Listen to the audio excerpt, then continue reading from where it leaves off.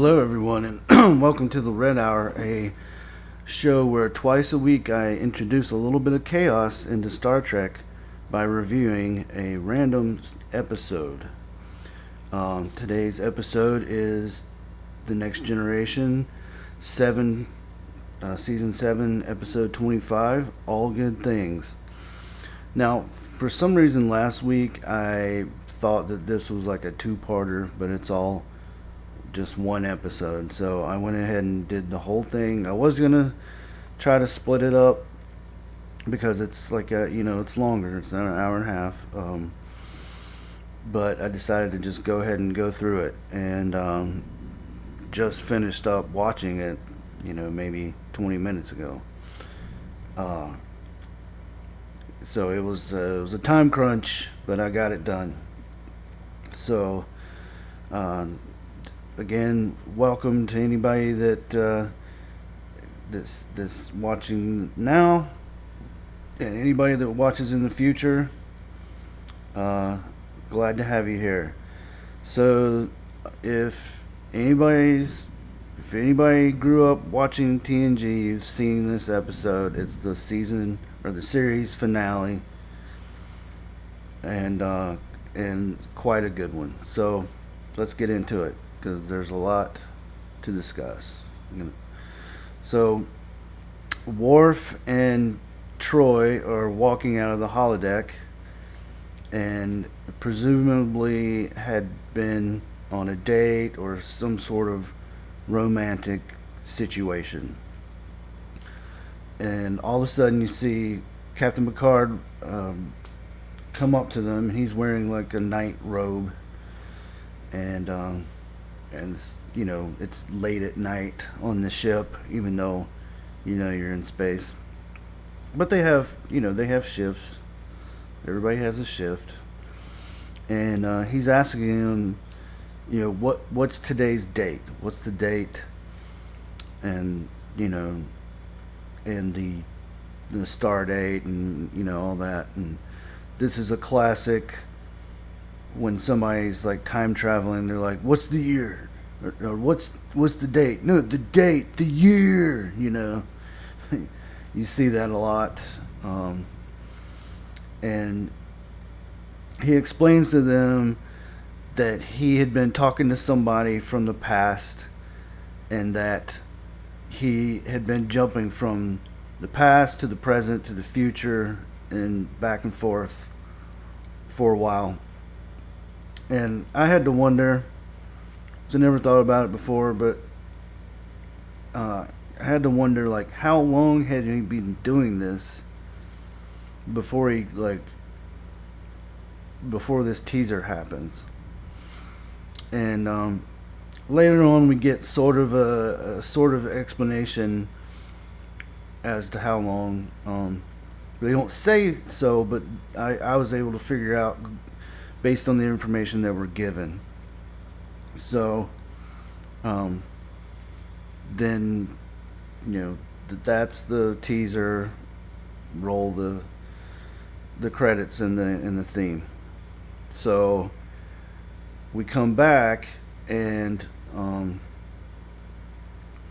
he's talking to Deanna, and just kind of giving some more information about what's going on, and who he thinks he was talking to, and in the past, and all this stuff. And then all of a sudden it switches to he's at his vineyard, or he's in the future and he's at his vineyard tending to the grapes, when all of a sudden we hear Geordi walking up. And he's talking about think of all the past adventures we had, and they're older now. So, and in this version, Geordi doesn't have the visor. He has the eyes that are kind of like robot eyes, kind of like we saw in the movies. And they're kind of catching up on old times, and he talks about Leah Brahms, and that's like his wife, and he's got kids. And so, if you remember, Leah Brahms was married prior. So I guess that marriage didn't last, and they got divorced, or maybe because this is a different timeline that didn't happen or whatever. But anyway, Picard's like saying, well, you didn't just come here to just catch up on old times, did you? And he's like, no, he found out about Picard having this. It's kind of like a type of dementia called Irendonic syndrome, and I'm pretty sure I pronounced that wrong, but that's the way I'm gonna say it. And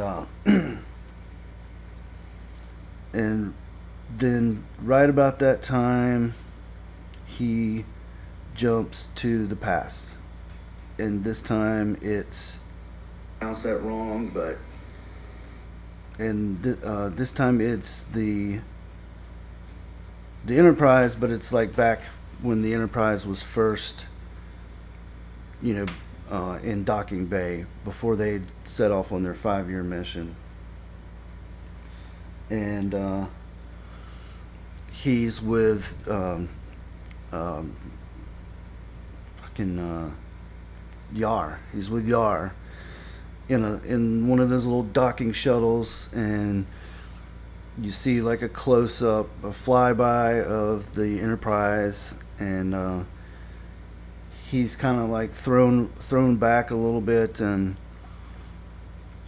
you can tell he's kind of like happy to see Yar again, because she's been dead at this point. And he's there's a scene, the flyby it's kind of reminiscent of like TMP, the motion picture, where they, the big beauty shots of the Enterprise.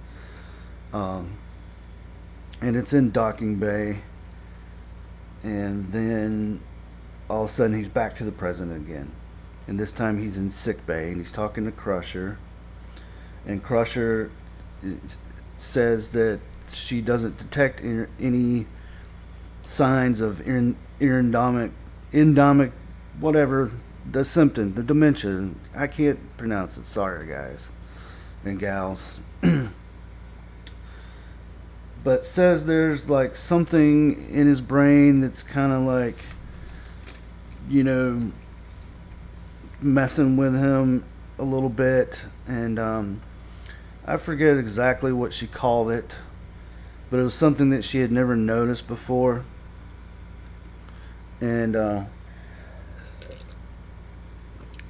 and it's at this point I'm thinking, why doesn't he, because he's like wondering if there's any anomalies or any aliens, or there's any kind of something going on the ship. And I'm thinking, why wouldn't Q immediately come to mind? He has the, pretty much has the power to do anything. So anyway, Picard gets a message from Admiral, the Japanese admiral that we've seen before. I forget his name, Ryugen or something like that. And he tells them that the Romulans are building up like ships in the neutral zone near the Devron system, and that they need to go there and check it out. So then it flips back to the future, old Picard, and he tells Geordi, he's like, this is the wrong time. There's something wrong here. He starts seeing like people out in the field that are like mocking him and laughing at him and all this stuff. And Geordi's like, confused and doesn't know what he's talking about. And he's like, it's not the dementia. I'm just gonna call it dementia, okay? Uh, it's not that. I'm telling you, see something. We need to go see Data. And he's like, okay, we'll go see Data. And Data is the head of Cambridge at this point, and they go to Data, and Data has a little gray streak in his hair, and he has like this little housekeeper woman that brings them tea, and Picard orders it Earl Grey hot, and she makes this. She says, "Well, of course it's going to be hot," and there's a little bit of humor sprinkled throughout the whole episode. Um, and one thing I noticed, Picard is wearing like this brown shirt and brown pants, and it kind of reminded me of, well, in Star Trek they're always wearing like these brown like earth tone colors, for like civilian clothes, which I've heard people complain about. I always think it's kind of ugly. I'm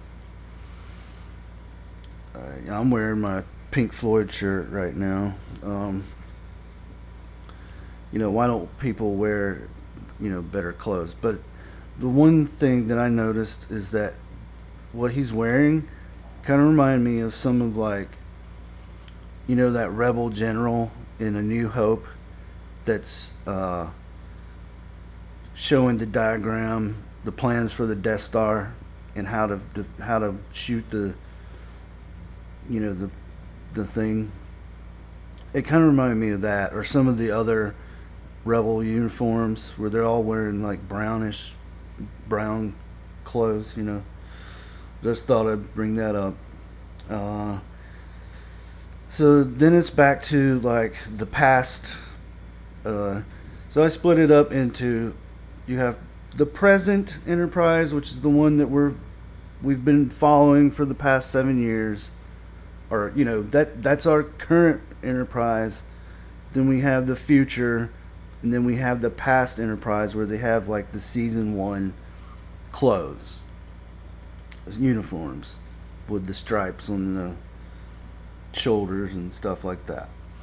So they're back on that Enterprise, and it's when they're about to launch, and he's supposed to be like make a quick speech, and then they're on their way to Farpoint. And once again he sees these people like laughing, and nobody else sees them, by the way. And Yar's there, and she's like looking around because he's like looking around, and they're like, basically have this look on their face like, what is he looking at? And then he orders a red alert, and they're kind of confused about all this.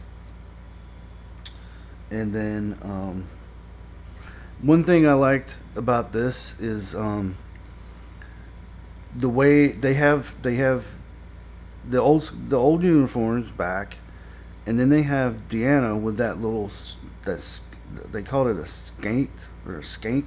I don't.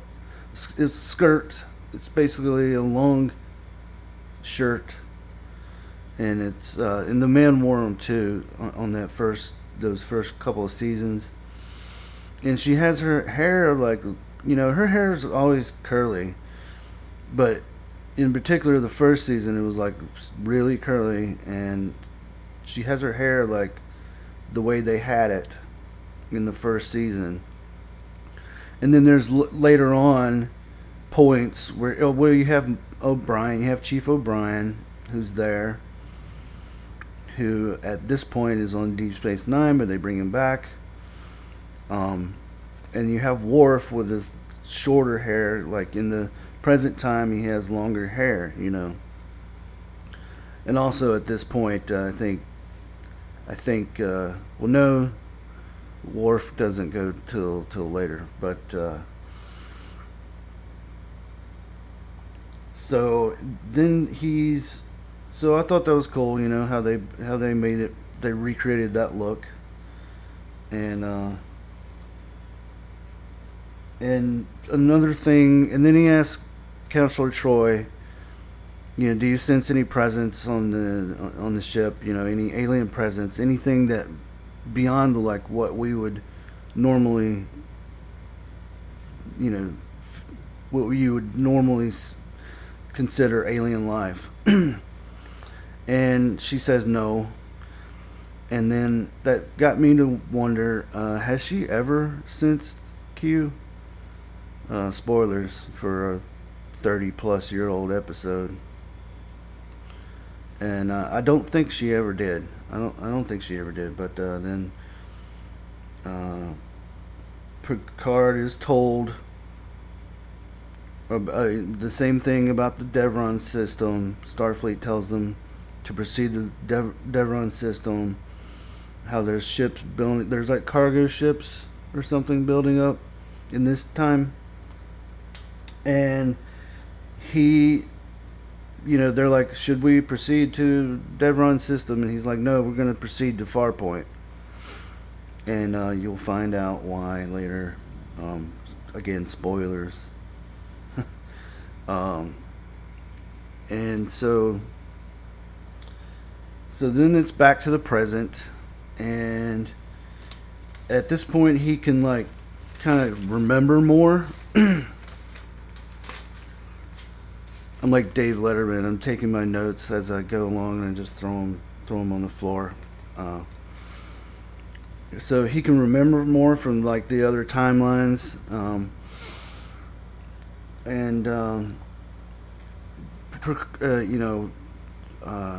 so he can retain more memory, and this will be helpful later on. This is a little bit of foreshadowing here. So some good writing going on. And Crusher scans Picard again, and this time there's like something going on different, and she's kind of like scared about it. And they're in the observation lounge, and Picard asks Deanna if she remembers that first day on the ship, if she remembers him calling for a red alert. And she's like, no, I don't remember that. And he's telling so he's telling them, basically Data says something like, it seems like whatever happens in the past is not affected by the future, or whatever, the future is not affected by whatever changes are made in the past. Like these timelines are like separate at this point. And then Picard goes to his ready room, and Crusher walks in and orders like a warm tea or warm milk, on the replicator. Hands it to him, and he's like, what is this? And she's like, this is a prescription. You look tired. I'm prescribing this. You need to get some rest, because whatever timeline you came from before, I don't know if you got any rest then, but you need to get rest now. And then they had this nice little discussion about, because she's clearly worried about him and about how in the future he's going to have this dementia, and he's basically says the future's not written in stone, and to not worry. And he holds her hand and they kiss, and I guess is this the first time they've kissed? There was the one episode where they almost kiss when they're drunk, the naked time situation. or the Naked Now. Uh, but and then there's the one episode where their minds are linked, so she knows that they always wanted to get together, and or that he always had a crush on her, even when she was married to Jack Crusher, and no pun intended. And but I don't think they ever like actually kissed until now, which is great. This is great. So then it's back. I'm gonna now pun intended. It's back to the future. Uh, Picard wakes up on Data's on the couch in the office where Data's at in Cambridge, and Geordi wants to like take him to. Data's like trying to prepare like these scans or something,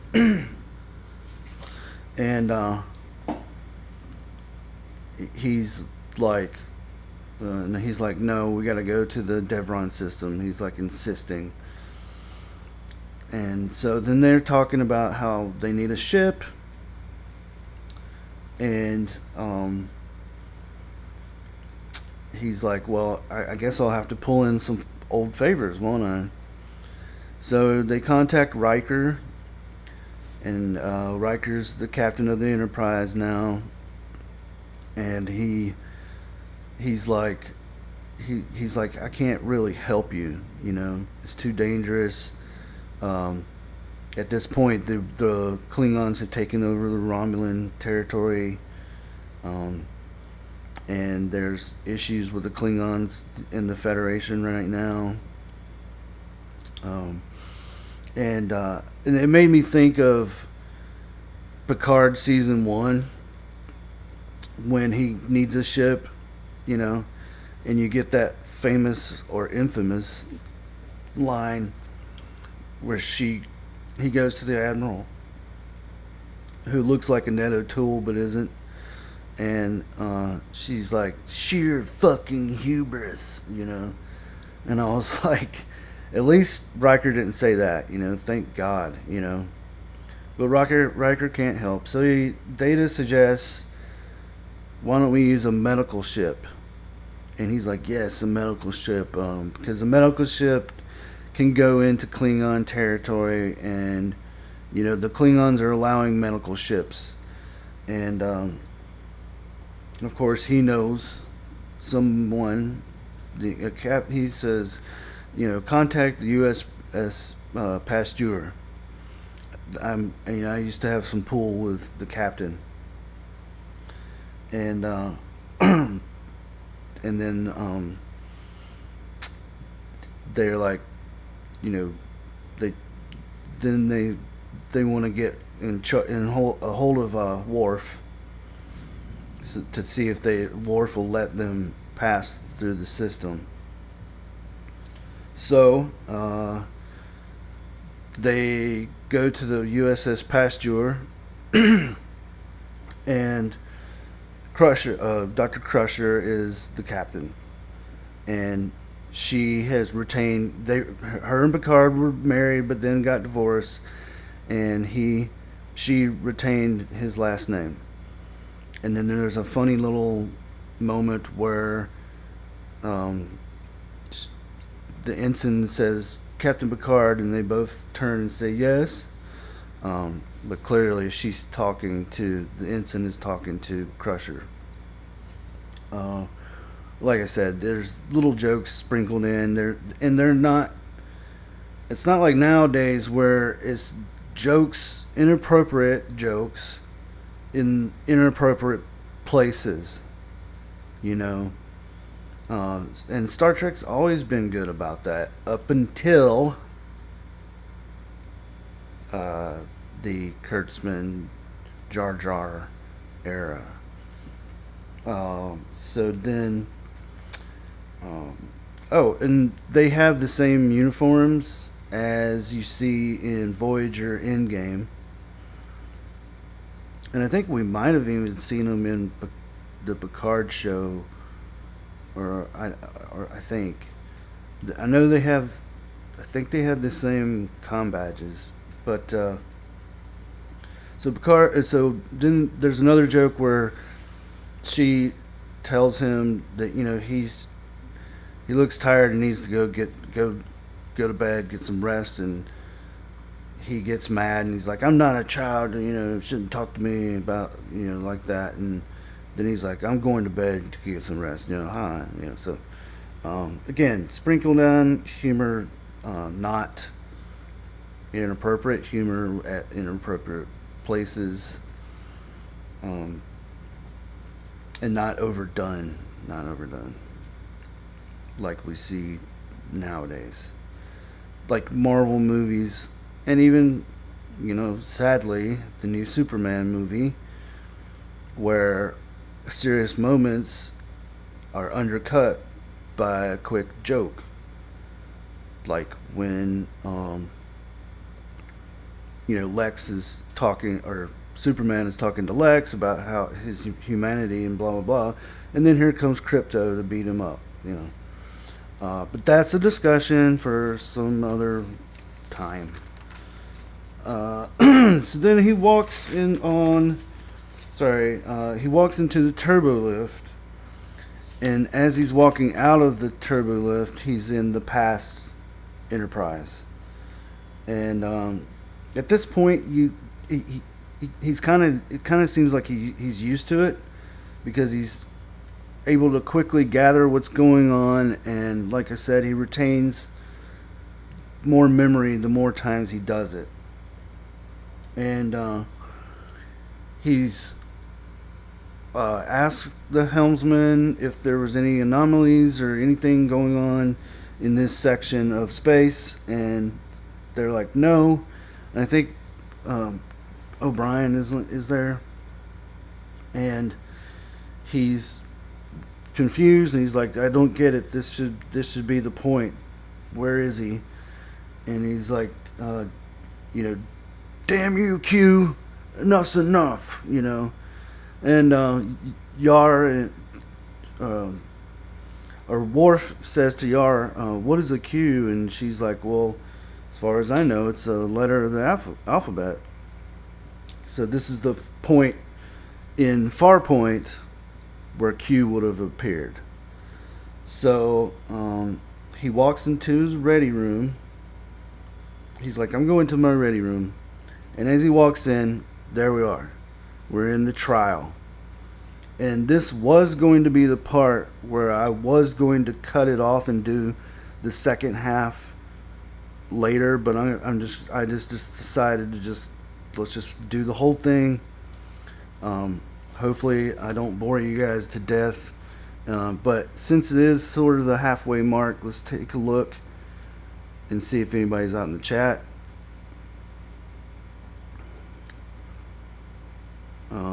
Real quick. It doesn't appear to be anybody out in the chat currently. Maybe some people show up. Maybe there's some lurkers out there. But anyway, okay. So, where are we? So Q. So there, it's the same trial from Encounter in Farpoint, and he.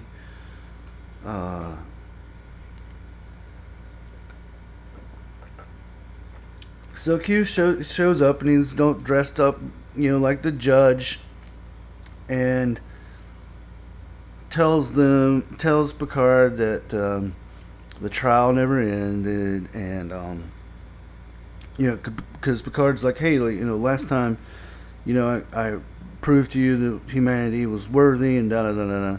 And he's like, no, that the trial never ended, and Q, does his usual insults and stuff like that, but tells Picard that he will answer 10 yes or no questions. They have to be in the form of yes or no. So Picard asks him if Q was responsible for the anomaly. He says no. He asks him if the Romulans well, there's some sort of attack or war game or something along those lines. He says no.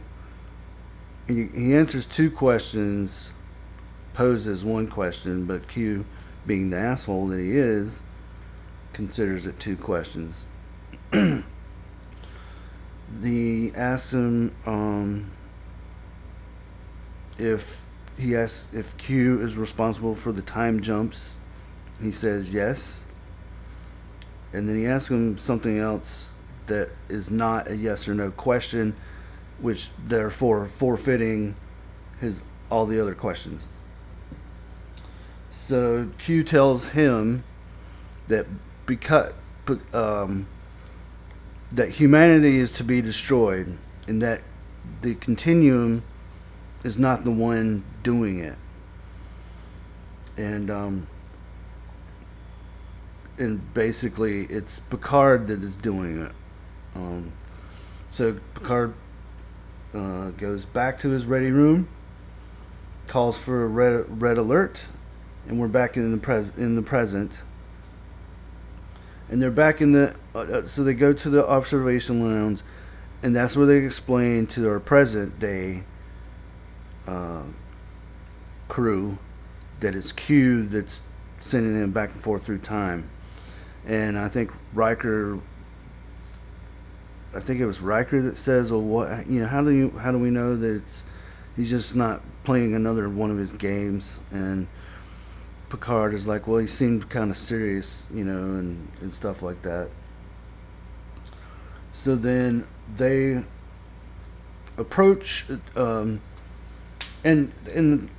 they're already on their way to the Devron system, and they approach the neutral zone and are being hailed. So then that flips back to the future on the Pasteur, where we see older Worf.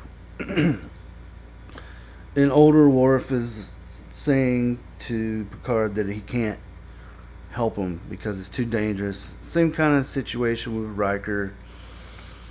And in this time, Picard, basically says, the Worf I know was more about honor and loyalty and duty, and not regulations and bureaucracy or whatever, because he's like the governor of some Klingon homeworld or something, and basically guilts him into it. And so Worf agrees, but he's like, but I'm coming with you. I'm going to join you on the ship. So then it flips back to past Enterprise, where Deanna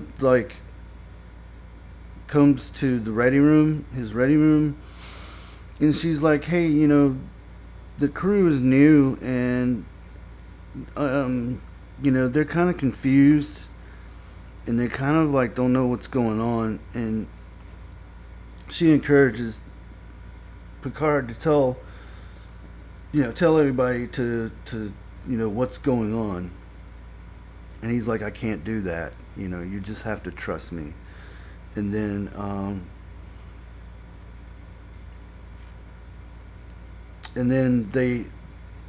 he wants to send a message to Riker saying that they're going to be late for picking him up at Farpoint. And this is I don't think I ever noticed this, but what they do is the Riker, the computer, or whoever says, Commander Riker is on the the communicator, or the little fucking computer desk thing that sits on his desk, and you see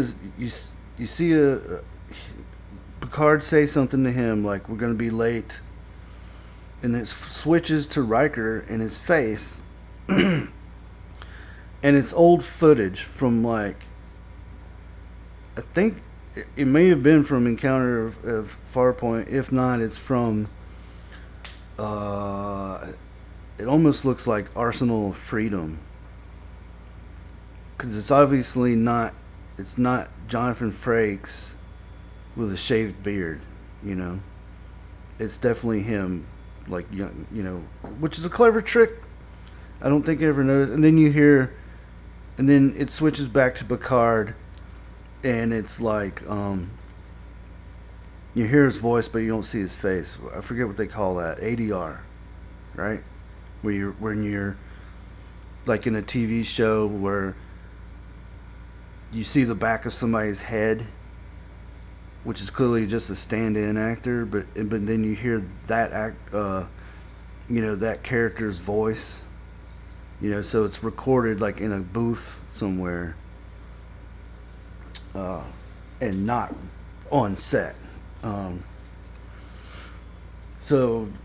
was funny. Then it goes back to the bridge of present Enterprise, and we see Tomalak again, which I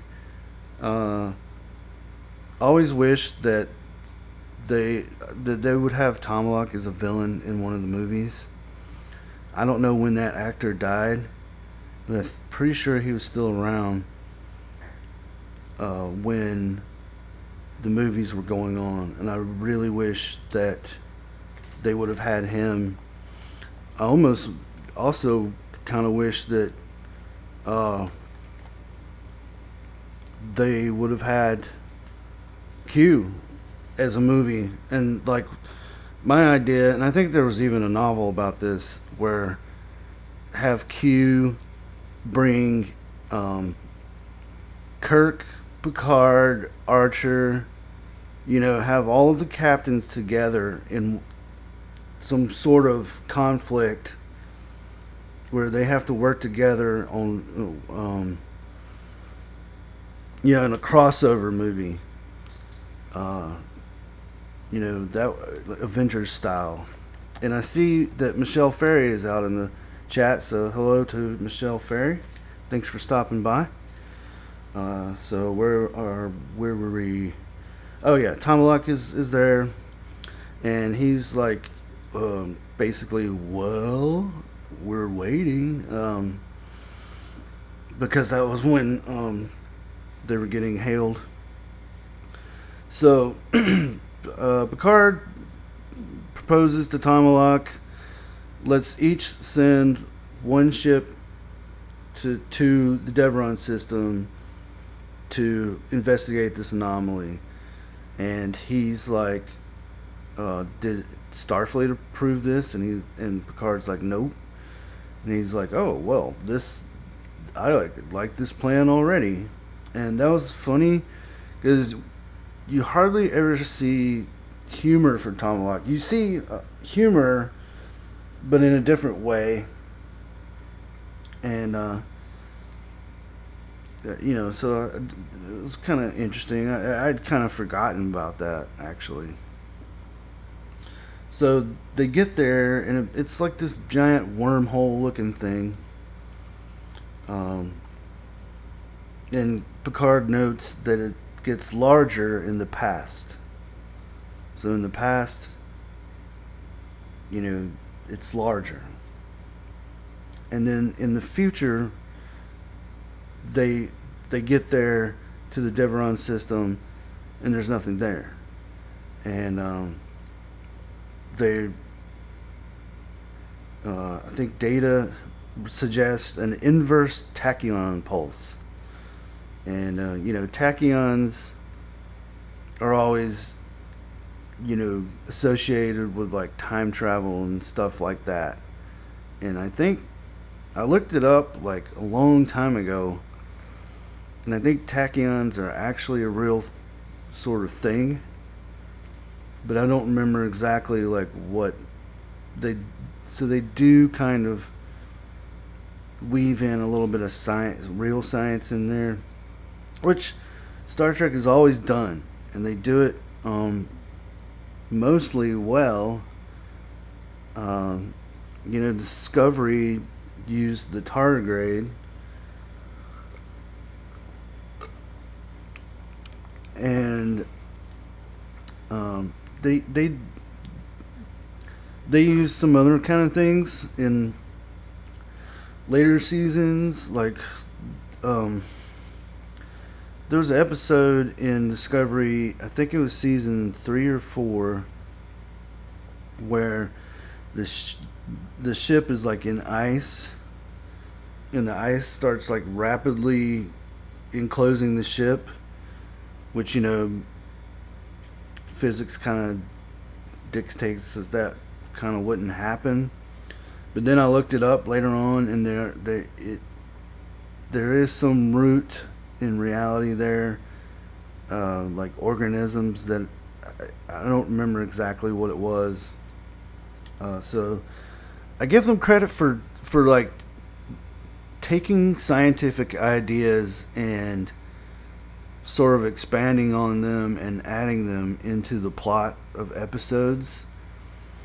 Where I fault them is the actual writing of the dialogue and the story. It's like somebody, because Discovery had a science advisor. So it's like in Strange New Worlds does too, and I think it's probably the same person. So they'll take an idea that's based in science, but do like the dumbest thing with it, and have the worst dialogue, and have Michael Burnham, the savior, Black Jesus, like that's that anyway. So Q shows up on. There's always, I'm sorry, people, but there's always going to be a little bit of ranting going on in these episodes, because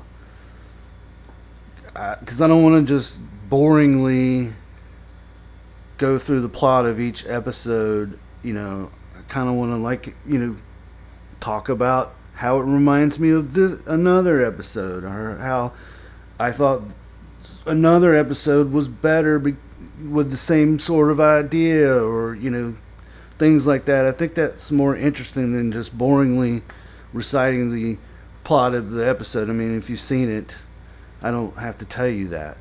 But Gary Neurotic once gave advice to talk about the plot, and then give your own insight, and then talk about the plot, give your own insight, so on and so forth. And I thought that was good advice, and I'm trying to do it the best that I can. And I'm trying to improve my public speaking skills, so I'm not sitting here, like reading off of a piece of paper. I'm just jotting down notes that I can quickly glance at, and then it triggers, the next thought. And so that's what I'm trying to do. And with episodes like this, it's easy because I've seen it a billion times, and the plot is pretty much ingrained. But even with episodes that I've seen a billion times, I still want to write down stuff, so I don't miss anything, and so that if there's something that triggers like a thought, I write that down, and I can tell it to you, to try to make the episode, the red hour, a little more interesting, so hopefully gain views and gain subscribers. So yeah, Q shows up, and he's kind of taunting Picard on the pasture, and basically Picard at this point figures out that it's him that's causing the issue, and I think this is also the point. I didn't write this down, so I think this is the point where he takes him to. No, I did write that down. So, sorry, we'll get there. We'll get to that point. Um, so then it's back on present day Enterprise, and Geordi's in the sick bay, and basically his eye, he has like this pain in his visor. He takes his visor off, and then Crusher scans him, and basically his eyes are kind of growing back, and then other things start happening to the rest of the crew, where like old wounds are old scars are like healing or going away, something like that. And then I think Data comes up with the term. It's an anti time um, eruption. So it's kind of like, and he says it's kind of like antimatter. So matter and antimatter mix together, they cancel each other out, causes a giant explosion. Same thing. Anti-time mixed and regular time mixed together, cancels each other out, basically destroys the known universe, presumably. Um, so back to the past Enterprise, and he Picard tells Data about the inverse um, tachyon pulse. Tells him to, you know, shoot the tachyon pulse into the anomaly. And then back on the future, this pasture is under attack by the Klingons, and then that at that right, you know, the ship is about to lose all its shields because the shields are weak, and it doesn't have the type of firepower that, like, you know, the Enterprise would have, or, you know, another ship. It's a medical ship, you know. And by the way, I don't know about some of y'all, but I like the design of that ship. I think it's called the Daedalus or the Dauntless class. I'm not like one of those people that go out and collect ships. I'm not a collector hardly at all. I do have that communicator that I can show you guys. Hold on for 1 second.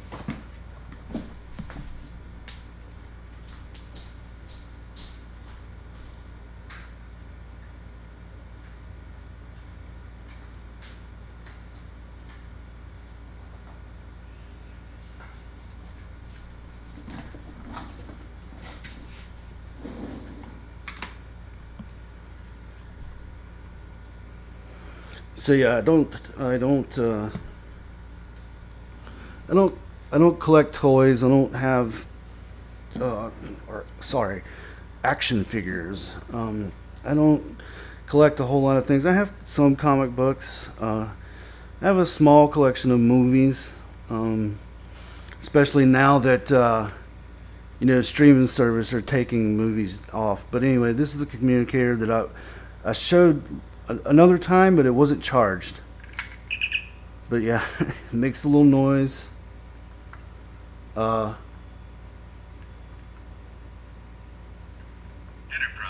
Spock here. Enterprise, Spock here. Yes, Captain. Scotty here, Captain. McCoy here. Yeah, little things like that. And you can play music on it. So every time it makes the noise. But why did I get talking about that? Oh, the Enterprise swoops in and has it has 3 nacelles. Because I was talking about the Pasteur. Right. I like the design of that ship, so every once in a while I'll go online and look at fan art. I do like fan art, and I do collect some fan art because there's a lot of good fan art out there that I like, and ship designs. I was gonna say I don't build ships either. You know, when I was in school, I used to draw like a crude drawing of the Enterprise. So if you remember the episode of TNG where we first encountered Moriarty, and he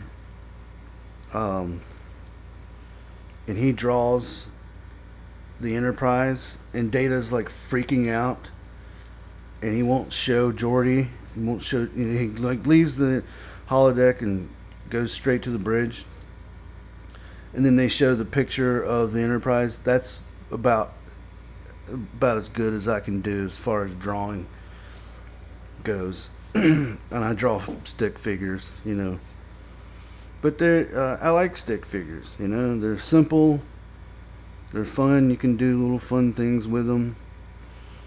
There was one time, this old job I had before the pandemic, I created like a stick figure. Well, it was me and another guy created like this stick figure comic called Leaf Man, and his enemy was like Rake Man, and he was like a leaf that kind of fell to the ground and had like somehow, I forget how, but ended up with like superpowers, and and he was going to, and he was like responsible for 9/11. I don't know. We were bored. We were bored. Okay. So the Enterprise swoops in, and it's Riker. And Riker's like, somehow I knew you. Somehow I knew you, wouldn't listen. And so then they all beam on to the Enterprise.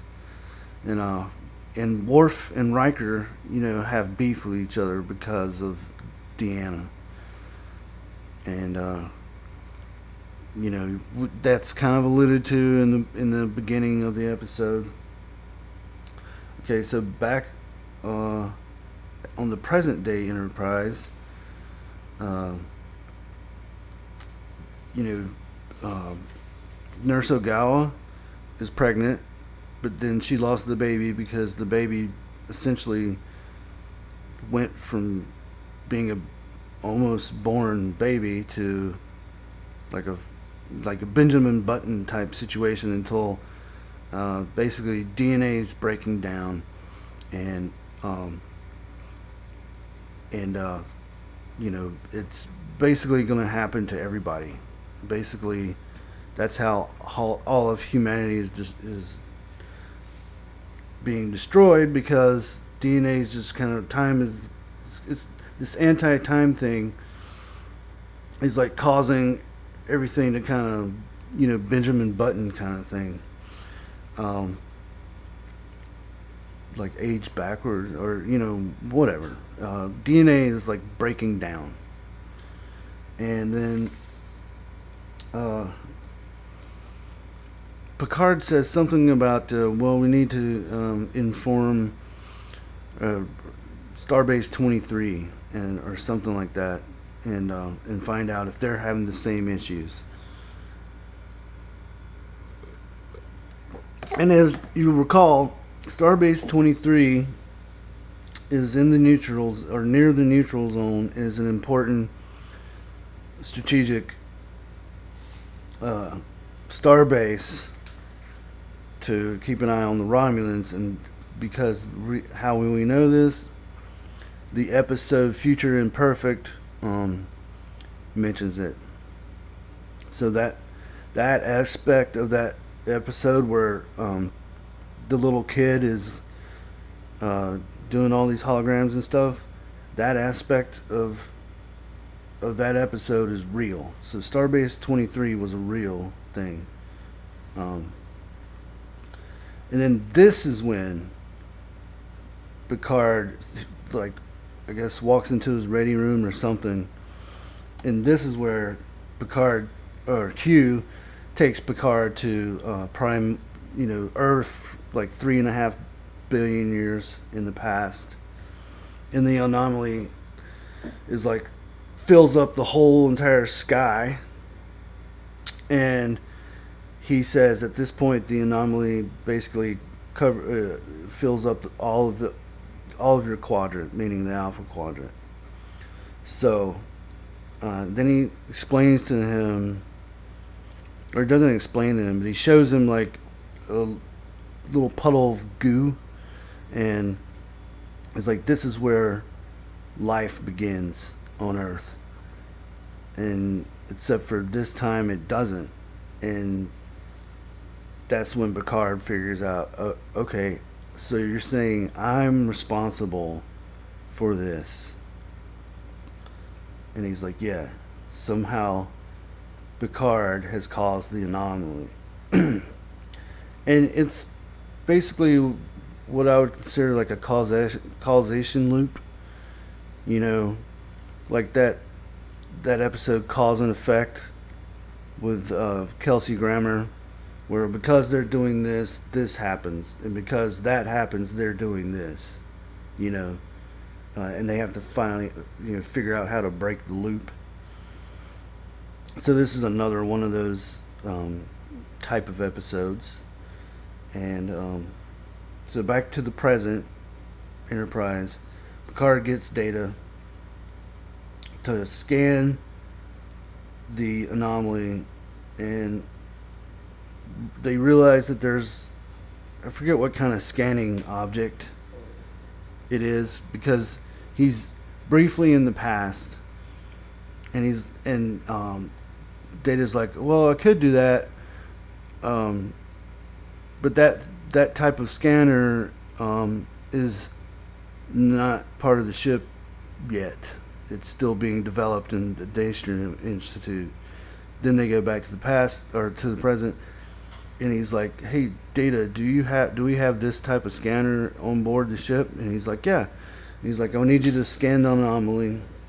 And they figure out that there's like 3 different pulses in 3 different timelines. And then it goes back to the future Enterprise. And Picard's like, locate. He realizes what he needs to do. Basically, what they need to do is shut down the pulses, because it's not doing anything. And they all 3 ships need to enter the anomaly at the same time.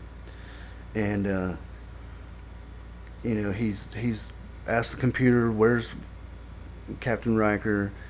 And the computer's like, in 10 forward. So then we flip to 10 forward.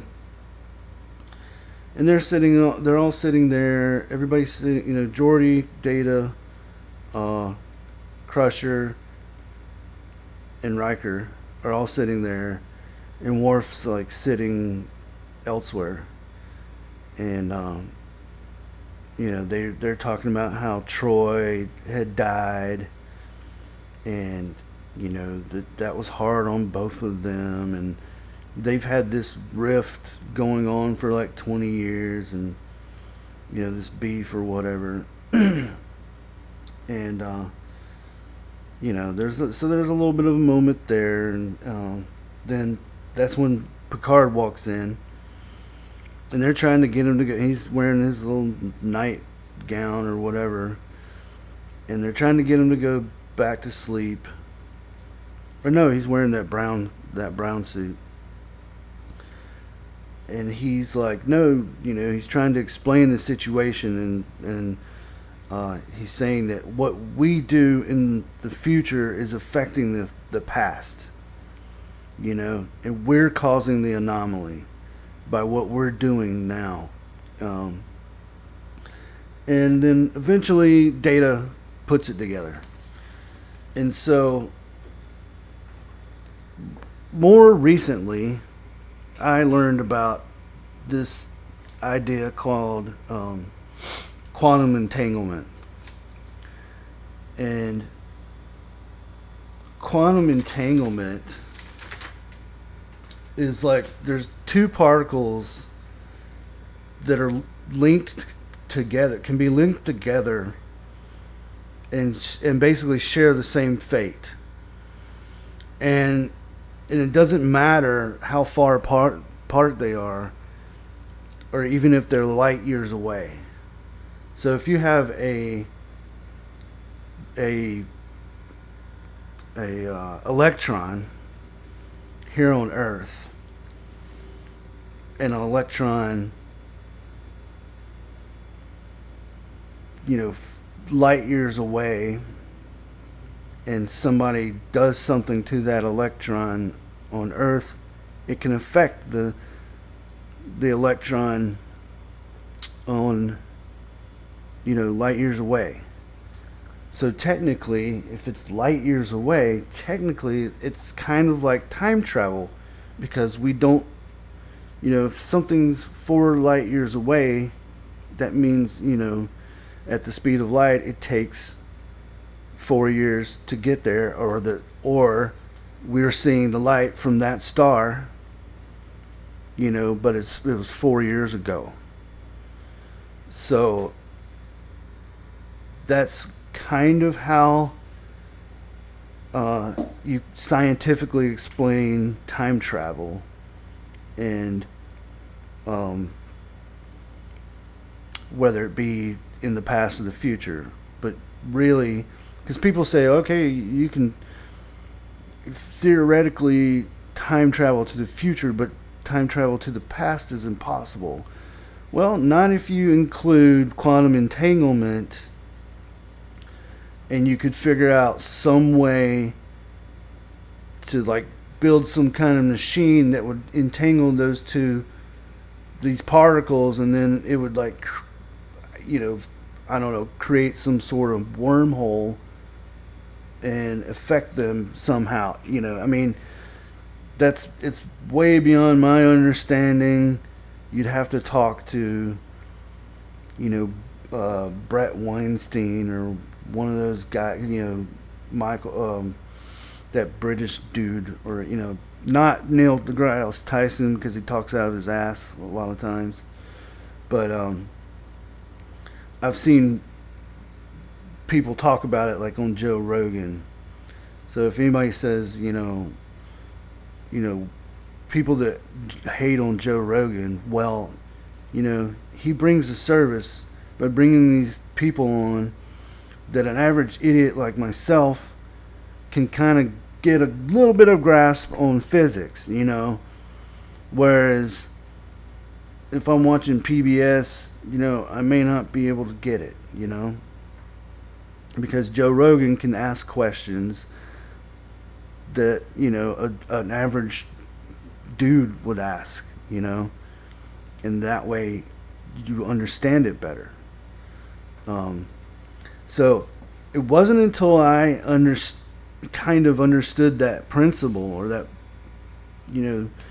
that idea, I never could understand is how is it that Picard is causing something, how is something in the future affecting the past?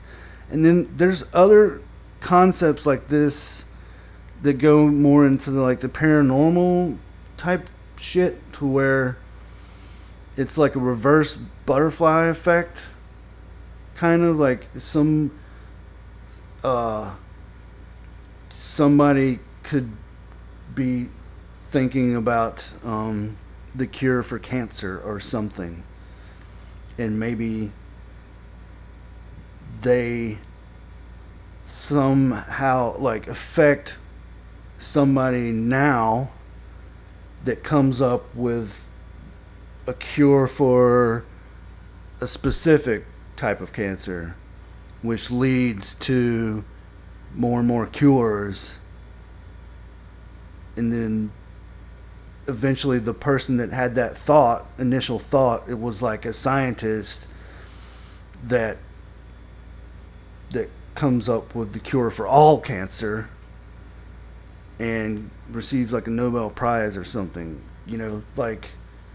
It's weird. It doesn't make sense. But I think it has been proven in a lab or something like that. But if you don't know what I'm talking about, look up quantum entanglement. Because I recently learned about it, within the past year or so. So it wasn't until that, me understanding that, I couldn't understand how this episode even works. And it always confused the shit out of me. So anyway, they so then they have to shut down the tachyon pulse. They need to go into the anomaly. So Picard says, I'll explain it in the other timelines. And so he on in the past Enterprise, he tells them to go into the anomaly, and Tasha Yar's like, sir, we're confused. We've followed all your orders until now, but this is like putting the ship in danger. Can you kind of explain what's going on? And he gives like a pep talk and says that he thinks that they're the finest crew in Starfleet, and all this stuff, and so they agree to do it. And so all three ships are in. First the old Enterprise blows up, then the future Enterprise blows up, and then finally the present Enterprise blows up, and then we're back in the trial room. And Q reminds him that the trial never ends, and he says, the Continuum didn't think you had it in you, Picard, but I had faith. And basically, the idea was like, he's willing to think outside of the box, think, beyond himself, beyond his crew. He was willing to blow up all three ships to save all of humanity, which makes him one of the best captains. And then he almost whispers something in his ear, and then pulls back, and and then that's the last we see of Q. Nah, just kidding. And then there's they're playing poker, and Riker talk about why did Picard like told them the whole thing. And Data's kind of like, well, maybe because it was an alternate timeline, it doesn't matter about that. And and Riker's like, yeah, I don't want anything to become between old friends, and Worf agrees. And then about that time, Picard comes in. He sits down to play poker, and that's it. That's the roll credits. So what can I say about this episode that hasn't already been said? This is one of the greatest episodes of Star Trek. One of the greatest season finales. It's almost perfect. Another one, I was trying to think of was like Cheers. It was pretty solid. Deep Space Nine is kind of bittersweet because, let's face it, we're never going to see Sisko again.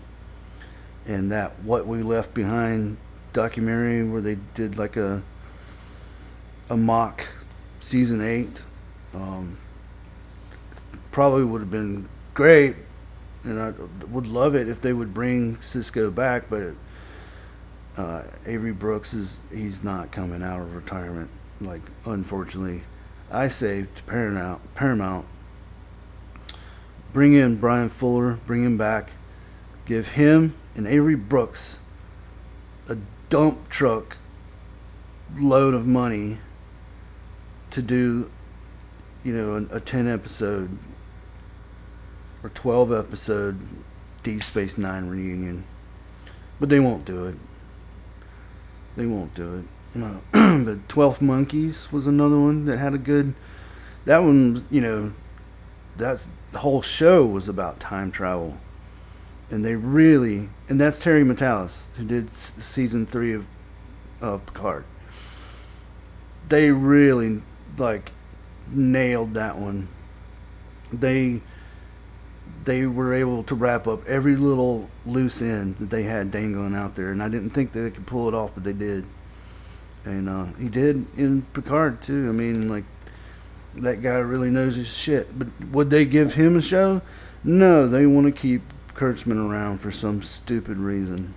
And now Marvel swooped him up for Vision, which is the only thing that I'm looking forward to, Marvel wise. I have no desire to see Fantastic Four. You know, thematically and you know, I have yet to see a good Fantastic Four movie. I never liked them in the first place. I liked them in the Spider-Man 90s animated series. They were okay. You know, I learned to like them in that series. But and I watched the first 2 Jessica Alba movies, which, based on what we're getting now, I'd rather see that cast and crew. But well, you know, what's his name? Doctor Doom just died, so never mind on that. But I like the aesthetic, the retro '60s look. But after seeing Superman, which I gave it a 7 out of 10. Okay, so don't, you know, and I'm not a smart Snyder bro. I just like Superman.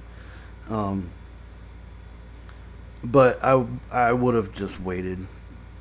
But you know what? I've only seen it once, so I probably should go back and see it again and see if my opinion changes, and I'll probably do that.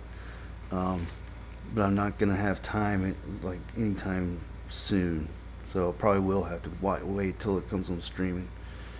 But the Fantastic Four, you know, the bringing back, you know, Robert Downey Jr. for Doom seems desperate.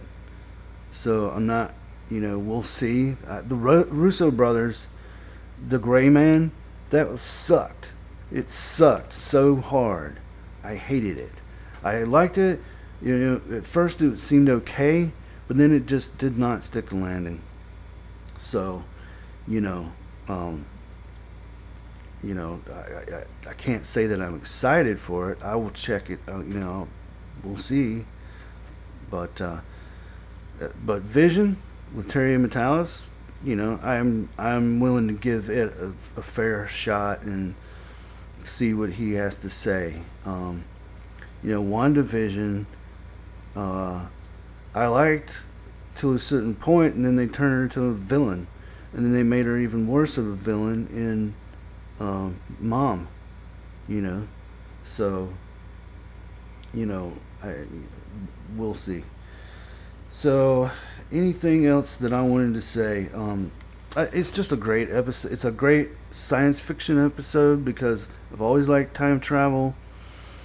You know, Anti-Derivative Jill, if you don't know her channel, she talks about Star Trek a lot, but she's been doing reviews of Twilight Zone's episodes, and I would love to go back and revisit the Twilight Zone, but, you know, one step at a time, really, because I have 700 and something episodes to go, which by my calculations it would take me 5 years. So if I'm still doing this shit in 5 years, then which I hope I am, then congratulations to me, I guess. Like I said, understanding quantum entanglement helped me enjoy this episode more now, this time around.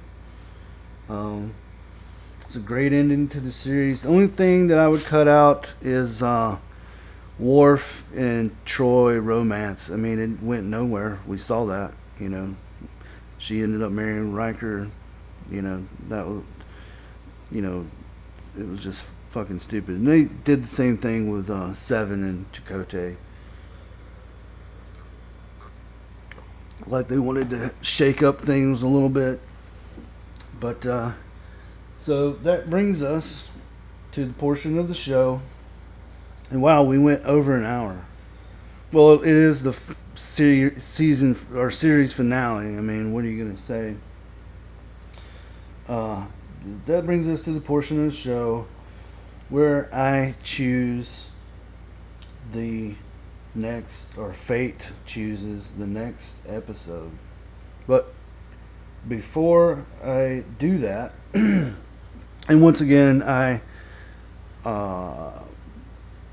messed around on my phone and accidentally pressed another episode. But let's see who's out in the chat.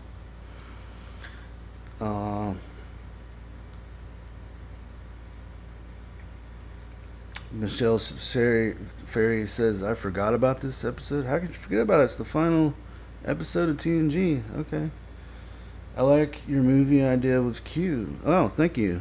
Yeah, I think it would have been cool if they could have got them all together, especially Kirk. But you know, oh well. I mean, I guess it's technically not too late, but they're not going to do that.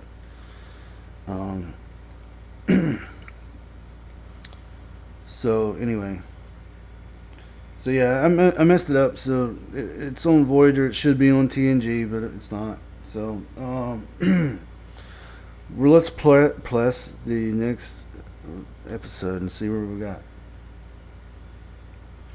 Oh, it's a film. So I've already said when I first started, I'm not doing the movies yet, just the episodes. So we're gonna have to randomize it again. Okay, Voyager, Season 3, Episode 8, Future's End. It's another Voyager. Future's End. Future's End. That's not the one where they go back to like 1996, I don't think. That is a different one. Maybe the one where Janeway gets killed over and over. I don't